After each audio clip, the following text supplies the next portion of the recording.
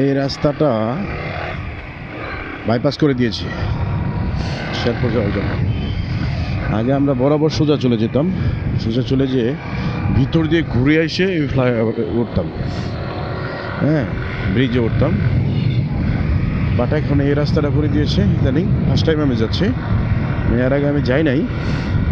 আমি দেখছিলাম একটা বালু ভরাট করতেছিল, এর আগে ছিলাম কত শেরপুর গেছিলাম যখন, এর আগে জামালপুরে গেছিলাম তখন দেখছি এটা ভালো ভরাট করতেছিল। তবে আলহামদুলিল্লাহ এটুক করে দিয়ে একটা মানে মোটামুটি 3 থেকে 4 কিলোমিটার রাস্তা, এরপর জ্যামের শহর, কারণ শহরটা তো একটু জ্যামই থাকে তাই না, জ্যামে থেকে এই যে এদিক দিয়ে আসতে হইতো, এখন রিল্যাক্সে চলে যান।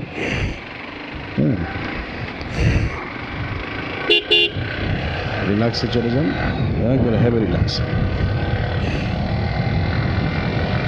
মানে দেখেন কি সুবিধা, মানে এইটুক ঘুরে আসলেই বাস হয়ে গেল।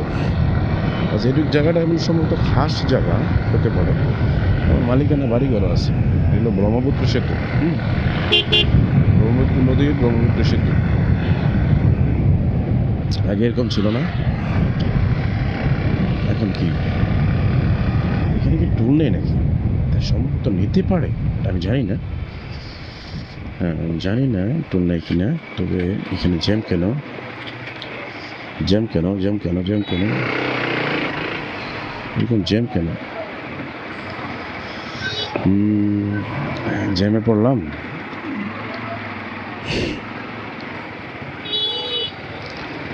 আসলে ওরকম কোনো ইস্যু না এখানে, জ্যামের যে বিষয়টা এরকম কোনো ইস্যু না। জ্যাম এটা লাগবে কারণ হচ্ছে ওই যে লেন দুটো এখানে ভাগ করে দাও না, এরপর ঢাকা গোপালপুর টাঙ্গাইল, কী হবে গোপালপুর টাঙ্গাইল এদিকে যাবে কি পিকনিক স্পটের গাড়ি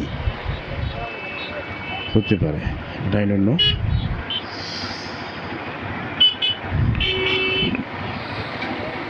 সামনে পর্যন্ত ফুল জ্যাম, মানে মাথা পর্যন্ত।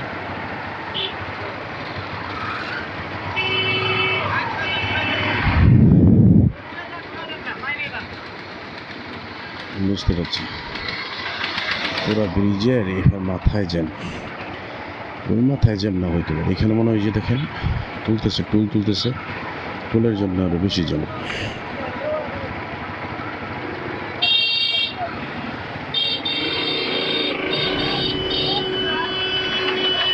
হ্যাঁ হ্যাঁ টুলের জন্য বেশি জ্যাম।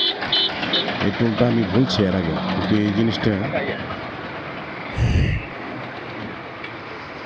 এরা নিয়ে নিব ঠিক আছে, কিন্তু এটা আসলে উচিত না। ভেবে টুল প্লাজার টুল তোলাটা আমার কাছে কেমন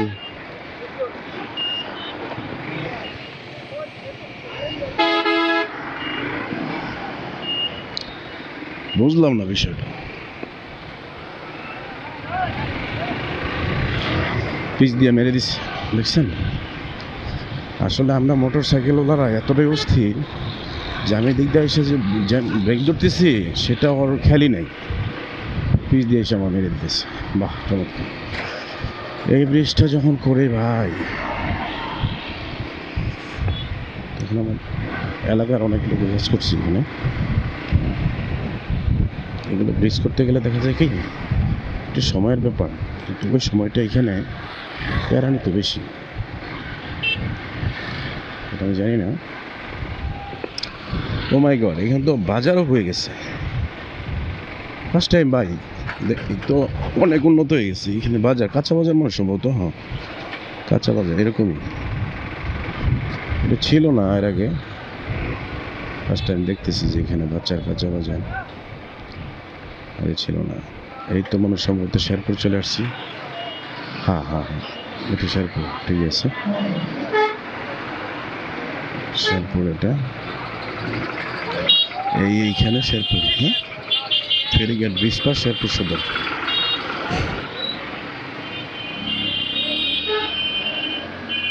অনেকটা জ্যাম খাইলাম।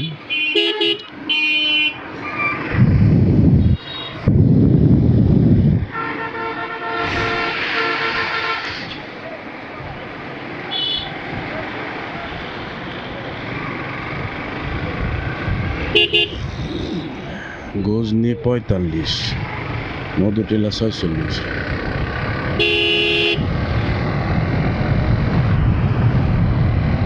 অবশ্যই বাসটা আমাকে একটু সুযোগ দিছে যে ভাই আপনি চলে যান, তো আর কি যেহেতু সুযোগ দিছে সুযোগটা হাতছাড়া কেন করি, নিয়ে নিলাম সুযোগটা।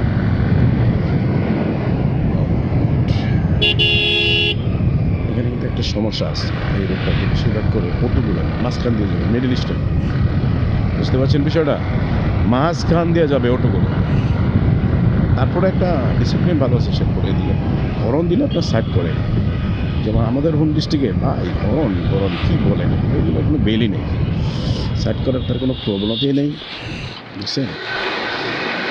জায়গাটা কিন্তু যতটাই ই হোক মানে ডিস্ট্রিক্ট অনুযায়ী, কিন্তু শেরপুরের ডিস্ট্রিক্ট না, শেরপুর, জামালপুর, শেরপুর ডিস্ট্রিক্ট অনুযায়ী আছে, তারপরে না ভদ্র আছে লাগে না, এমনিতেই ওরা সাইডে যাওয়ার চেষ্টা করে রাস্তা ছোট তো। তো এই হচ্ছে মিউনিসিপাল হল। এখন দেখি ইয়েতে পৌঁছে যাই ইনশাল্লাহ।